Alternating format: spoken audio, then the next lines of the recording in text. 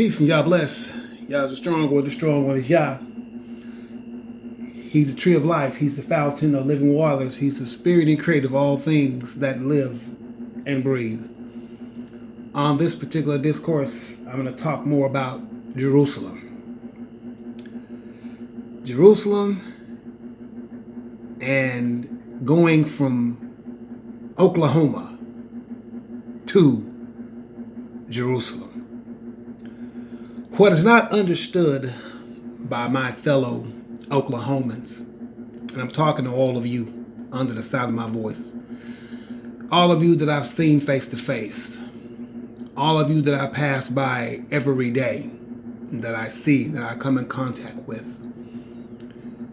I know at this particular time that many of you are probably confused. You're confused because of tradition. And you're certainly confused because of folklore and lies. That's without a doubt. But if you would go on your knees and spread your hand towards the heavens, face towards Jerusalem, where the mighty temple of God used to stand, that Solomon built, and the second temple, built by Zerubbabel. And here we are coming to build the third temple and final temple that will ever have to be constructed upon Mount Moriah in the future. But if you would pray to God and you would ask him the same way I had to do many years back, and I remember it very vividly, that I called upon the name, at that time I didn't know that his name was Yah, okay? The YHWH. I just said, God. I said, God, what is the truth? Because I was very confused at the time about different information that I was getting, just like some of you are confused about this information because you're hearing so many voices. But the difference was back then there wasn't as many voices being heard. There's only a few voices that I was hearing. So I asked God for the truth. I said, tell me the truth. And from that day forward, my life was changed. When I found the God of Israel, Yah, Psalm 68:4, right there in your King James Bible that everybody has, at least some people have in their houses, okay? Right there. You can look in there and find the name of God that many of you didn't even know that God had a name. You know, you thought that God he's just called God, right? And we only use that term God as an umbrella term because Yah, the Holy One of Israel, has a name the same way we have names. We all have proper names. Okay, he has a proper name also. No one comes up next to you and says, you know, hey boy or hey girl. That would be if they know your name anyway, that would be an improper way to address a person, right? That you are familiar with. God is the same way. Okay, once we're familiar with his name, then we use it. And knowing his name, his divine name, right? His set apart name is very important to him because it gives distinction to him and all the rest of these made up idols that everybody else worships. Okay? Very important. So in order to know the truth, that's the first step. Praying. Call upon the name of Yah and ask him the truth. And then you shall find that truth. Okay? Because many of the things that we were brought up, you know, in church houses and mosques and synagogues, not truth. But it's going to take each person to take their own journey and walk their own path to the truth. And a great many of you under my voice, you're not going to find the truth. And surely your end will be whenever these wars take place on this earth. Okay? That's why the Most High speaks in the book of Joel, chapter 2, verses 31-32, about that remnant, that only be a remnant who make it. I'm talking about my own people too. Just because you're black is not an automatic shoe in Jerusalem. A lot of our people will perish, and a lot of them will have to go plead before Yah, the Holy One of Israel, for wherever he takes them to, whether it's back to Africa or wherever he takes them to. They will have to plead before him face to face, and many will just perish because Yah already knows what's written in their heart. All right? So very important to understand and know these things. All right? So here's a picture of Jerusalem in front of you, how it looks today. In the future, it would look much, much different from that. Okay? And it's very important to get to understand the connection and how wonderful it is to have this connection to Jerusalem. Oklahoma to Jerusalem. I mean, it's a mighty connection that in the future, many of the people who are from Oklahoma will be proud to have that connection, to be directly connected to God, to something so famous, you know, like the house of David, to be directly connected to King David, who's a black man. I think that's really easy to ascertain that, right? Or at least it should be. Okay? Do your research. King Solomon, black man, on and on and on. All the way down to Rehoboam, right? Black man. So the seed of David would have to also be a black man from the tribe of Yehuda. Same thing. Okay? Quite simple to understand, but it's going to be one heck of a connection that Oklahoma will have in the future. And it's already known in the top circles of the world. The global elites, they've been waiting on this moment for many years. They knew this was going to happen. Like we told you back with J. Edgar Hoover. J. Edgar Hoover put out a program. You can go Google it anytime to search all black communities, put spies in all black communities, including black people themselves, right? To find this anyone that they would think of that even looked like they were trying to save black people in any kind of shape or form or fashion. Back in the 1940s and 50s. Because see, they had read this book, they know, especially in Deuteronomy, where it talks about how the kingly line would come from Jerusalem, come through Africa, and come all the way over here to the United States of America. Why do you think they're searching the United States? They weren't searching Africa. They weren't searching Britain. They weren't searching Canada. They weren't searching Australia. They weren't searching Europe.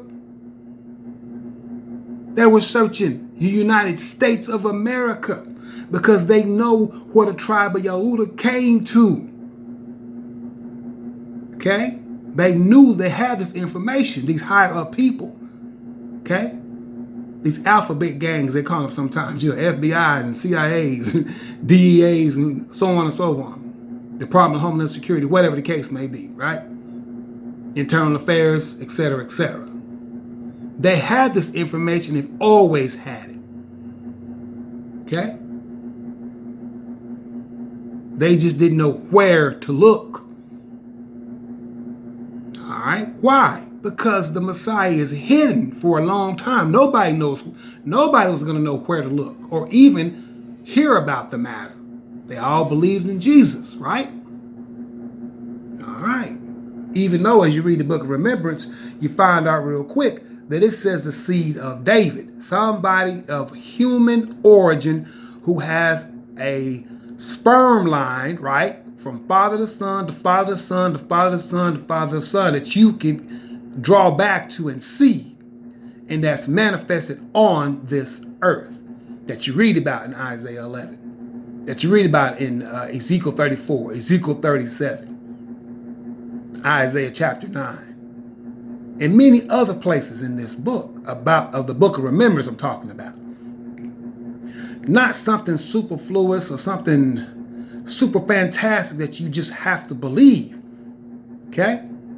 A woman cannot conceive anything without sperm being ejaculated into her vaginal canal, and it goes up and fertilizes the egg. Right? Then she can conceive, have a baby. That's the process. It doesn't veer off that path. No such thing as a virgin birth. Those are things you have to just believe that fantasy, that can take place or happen. God doesn't work like that. He leaves the impregnation of women up to men. That's our job to do. That's what we do. Okay?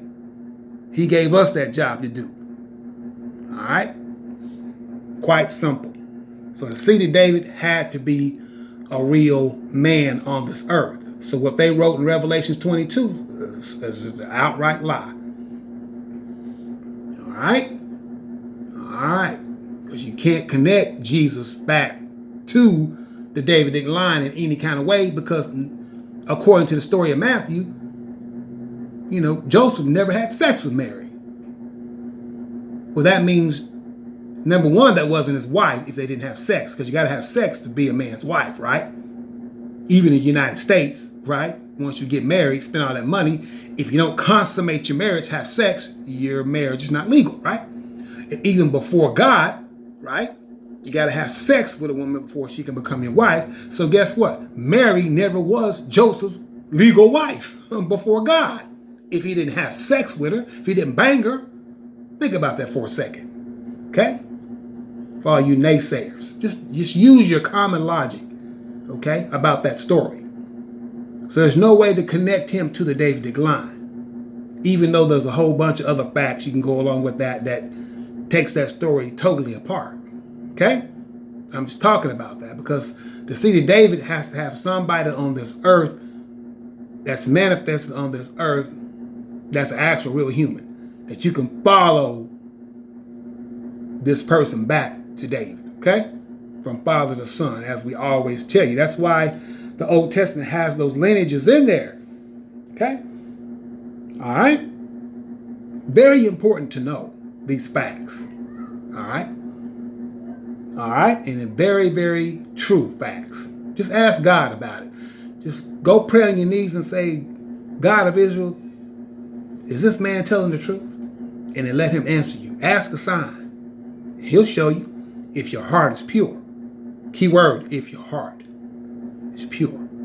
So what a connection, what a legacy this will be for Oklahoma and Jerusalem.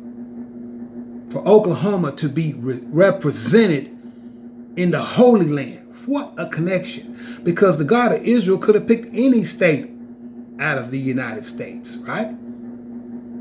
To bring the seed of David through and place him anywhere in this United States, right? And give them all that glory that's going to happen. Because it's going to be a lot of glory for Oklahoma one day when all this takes place. And it ain't too far off from taking place. There's many people who know this information. Okay? How glorious it'll be. How glorious it'll be. I just wanted to share that with you guys as we get ready to go back to Jerusalem. Because I know there's a lot of jealousy, and having feelings of jealousy is normal, but sometimes you got to put that to the side, Because what I've gone through, a great many of you could not have withstood. You could not have stood all the things, all the evils, the calamities I've been through. Okay, you don't want none of this. I can guarantee you. Because many of you would have never have stood. It took Yah standing for me to bring me all the way to this point. The God of Israel. Okay, to bring me to this point. Okay, so whatever glory I get out of it, and my family, etc., is well deserved. Okay, but I would ask you, withhold your jealousies and just cheer and just be happy and say, hey, at least I'm connected to it. I'm a native of Oklahoma. Whoever you may be, you can say that in your heart. I'm a native of Oklahoma. Because we're going to be known for more than just country music. You know what I mean? Even though we represent some of the greatest country artists ever to live on this earth. Okay? Other than Hank Williams Jr. He might be the greatest. But anyway, Hank Williams Sr. For those who know country music, right? But we have some of the best right now. Your Carrie Underwoods, your Garth Brooks, Reba McEntire's, Blake Shelton, on and on and on, right? But we're going to be known for something much higher and much greater in a direct connection to God. Because they call us the Bible Belt. And I think it's time we at some point live up to that name. There's a lot of things that goes on here that it's not so Bible. Okay, I'm not going to get into that. Okay? But from Oklahoma to Jerusalem, one day, I can't wait for it to happen so that it can get and bring glory not only to the house of David, but also to Oklahoma, since, we were put here and we were born in this particular state. Hallelujah. What a great day it will be. And not just for me. Because you are from Oklahoma and fellow Oklahomans, this whole thing is also, you're actually sharing in it indirectly. It may not be directly, but it's indirectly that you are sharing in this thing, in this venture. Okay? And I know it seems like a dream. And I know it seems like, oh man, it hasn't happened yet. What's this guy talking about? It's going to happen. Okay? The God of Israel has promised this thing to the house of David. It's going to happen for all these wonderful children in their future. And they'll be able to say, hey, I was connected to that. Or I was born during that time when all that went down. It's going to be a glorious, extremely glorious future. Regardless of how you feel about me, it's going to be glorious one day. Because I'm proud to be from Oklahoma. I was born here, raised here. Okay? But one day I have to leave here. And I hope that a great many of you will take on this journey with me. Now, it is a sacrifice. Yes, of course it is. It's probably going to be the biggest sacrifice of your life. Because many of you, like I said, hey, you might be rich or have this or have that. Lots of cars and clothes and, furnishings and nice houses, whatever the case is. So for many of you, it's a great sacrifice. But, we learn that in order to go up, you got to give something up. All right? And at this particular point, the thing that you're going to do by giving up certain whatever it may be to take on this journey to God, right? To the Holy One of Israel, to go back and praise his name, is you're going to save your life. Okay? Go read Jeremiah chapter 49, chapter 50, 51, Isaiah chapter 13, chapter 14. Read and see for yourself. Open those Bibles up. If you don't have a Bible, please go buy you one. Okay? Doesn't matter what version. They all basically almost say close to the same thing, except in a few areas that have been tampered with. Okay? But it's a glorious day. Go read these things. But yes, it is a sacrifice. It's a mighty sacrifice. I understand that. Okay? But we hope that many people from Oklahoma are able to go to the Holy Land. And my goal is for us to be the first to go. We're the first in flight. Not California, not New York, not Florida, not Texas, not Montana, okay, or any other state, but Oklahoma. Be the first in flight. Be the first plane to touch down in Ben Gurion Airport. Okay? And we step off that plane, with the great state flag of Oklahoma, the United States, and the British flag, and the brand new flag, right, that you guys, some of you have already seen it, that will be unveiled at that time. When you guys see this whole, parade up to the Temple Mount. Okay? Which is called the March of the Messiah, that you read about in Zechariah 9:9. Has to happen like that. That he comes in not on a horse, that the New Testament says, no. The horse is war. That he comes in on the donkey, a peaceable animal. Because the Messiah's job is to come back to bring peace to the earth, not war. Okay? As some of you might have thought. That's not the Messiah's job. Okay? To try to stage war, wage war. I can only tell you about war. Okay? So what a connection we have. and we shall have. And I think that everybody should be proud, no matter what color you are, or regardless of my color, that you should be proud to even have something like this so incredible happen in your lifetime, and you actually live to see these things, because a great many people have perished. They're never going to be able to see this happen. Okay? They're never going to see this thing happen. So I'm here in Zechariah chapter 8. All right? Jerusalem in the future. Thus saith God, I am returned unto Zion, and will dwell in the midst of Jerusalem. And Jerusalem shall be called a city of truth. Because as it is today, it's not a city of truth. It's a bunch of corruption and lies that go on in Jerusalem today. And the mountain of God of hosts, the holy mountain, where we will build the third temple. Wow. Okay, verse 4. Thus saith God of hosts, there shall yet old men and old women dwell in the streets of Jerusalem, and every man with his staff in his hands, for very age, because they're very old. And the streets of the city shall be full of boys and girls playing in the streets. You hear that? Playing in the streets. Not on lockdown, okay, from the coronavirus or anything else. But the streets are going to be full of boys and girls, okay? All those who make it. All those people who have to endure this sacrifice of what? Of moving yourself from the United States over to the Holy Land. And it is a big decision. And that's basically what this video was about. How big of a decision, but you have to make that decision. And you have to prepare yourself and your children and whoever's around your families about this decision. It doesn't have to be something clandestine, right? Clandestine means something done in secret or covert, It doesn't have to be clandestine or covert. If you want to go to the Holy Land, you could, I wouldn't tell everybody, but it's okay if you talk about it or, at least have the plan in your head about what you want to do. So when you guys see the Exodus triggered, that you'll be able to make that decision and be wise in making it.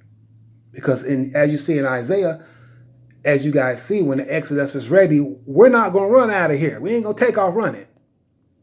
Okay? It's going to be done in a very succinct and organized style. Okay? It's not going to be like the Exodus of Moses. Because as you know, with the Exodus of Moses, they were urgent to get Israel up out of Egypt. They're like, yo, y'all got to go. Because if y'all don't, it's getting ready to be some drama. Especially after their firstborn had fallen, right? From the top of the triangle Pharaoh at that time, all the way down to the bottom, all the way to the animals, right? Okay? So what a day it will be when we can see this scene. Old men and old women and children, and the streets full of boys and girls playing and having fun in Jerusalem. Okay? A city of truth. And as we bring back Yah, because that's what we're bringing back. We're bringing back Yah. We're not going back there to bring back religions. We're going to bring back Yah. And it's going to be a city of truth. So what a legacy it will be. Okay? One of these days when I leave this earth, what a legacy it will be to hear this entire story of all the things that happened to me, all the calamities. Okay? And all the calamities of the earth. You know what I mean? We got some good stories to tell our children, our grandchildren, and children after that, etc. Because our lives are going to be extended, right? Okay? Isaiah 65, right? We have longer lives in the future because of Yah returning to the Temple Mount, to the third temple. He's going to grant us longer lives where when you get to 100, that's going to be thought of as being a baby's age. I mean, how magnificent of a promise can that be? Okay? A whole different medical type of a system than what we have today. for healing ourselves and our bodies. Because, once we get this extended life, our bodies got to last a long time. At this particular point, most of our bodies are only good for almost maybe 60, 70 years. That's it. But not in the future. It's a glorious future ahead, everyone. It's a glorious future ahead. Even with all the things that are going to happen and all the wars, it's still a glorious future ahead. So I look forward to seeing the many of you who take on this journey. I look forward to meeting you face to face, okay? One of these days in Jerusalem, okay? And don't worry, I'll be out there with you too, okay? Especially when it comes to the Temple Mount and all the work that has to be done. I'll have a hard hat on. I'll have some safety glasses on, the gloves on. I'll have steel-toe boots on, jeans on, whatever the case is, right? I'll be out there at work right beside you to see to it that the glorious temple of Yah, the third temple, is built upon Mount Moriah, and that all idolatry is removed from that land, and it will never, ever exist there again. Only the name of Yah will be called upon. His name is one, and he is one. And also we will have one language, as you read in the book of Genesis, right? The world only had one language at that time, right? It wasn't until they built that Tower of Babel that Yah had the angels come down and confuse the languages of the people so that they couldn't understand each other, right? So that kind of put a damper on that building of that Tower of Babel, right? Read that in the book of Genesis if you get time. But we're going to return back to one language, okay? And everybody's going to call upon the name of Yah in one consent. And all these things are going to take time. It's not overnight projects, okay? It's not overnight projects. But we're going to be really proud one day for all those who are from Oklahoma. And because I'm from Oklahoma, it's going to be a proud day in Jerusalem when we are able to represent Oklahoma in Jerusalem. And a great many of you I have on my mind about who I'd like to see there, okay? And a great many of you may take the task on yourself, okay? Like I said, because, you want to serve God. You want to serve the one who created you, right? Okay, well then, that's what the task is all about. But in this life, hey, everything is a law of sacrifice, okay? In order to go up, you got to give up. So something you got, some of the comfort you have here in the United States, you got to give up a little bit of that. But it'll be a better life. Be a much better life because you're going to learn all kinds of new things. Even I have a long ways to go of learning all kinds of different skills like farming and gardening. And there's so much for me to learn in the future. But for the many of you who go on this journey with us, the Jerusalem movement in the house of David, we already thank you ahead of time. And just be ready to serve God. That's it. Okay? That's the case. Okay? That's what we want you to do. Be prepared to do that. All right? All right. Well, I think you guys know about the great many things I've told you about, and a great many promises that are going to happen, and a great many events that are going to happen on this earth in the future. So just be glad, put a smile on your face, put away the jealousies. There's no need for that, okay? Each one of us has something that we're picked to do. I was lucky enough to be picked for this one, and I know what's incredible. Each day I get up, I think of it as incredible. Sometimes I pray to Yah, and I say, Yah, how did this happen like this? I'm sure even my family is still surprised and, flabbergasted over the whole thing. Okay? I'm quite sure. And a great many of old acquaintances, they're probably unbelievable to them still to this day. But a great many people know it's true because they've been over to Africa. That's all I'm going to say on that one. They might have went to Africa and came back, but they went over there.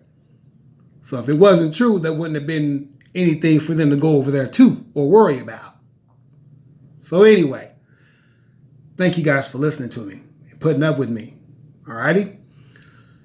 So peace and y'all bless all of you Oklahomans. And what a legacy it will be for Oklahoma to be connected to the Holy Land, to the place where everybody comes to find God, and where his temple, 2 temples used to stand, and where the temple coming up will stand on Mount Moriah.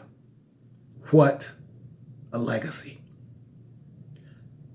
Thank you all for listening. Peace and y'all bless. Oklahoma to Jerusalem. Wow.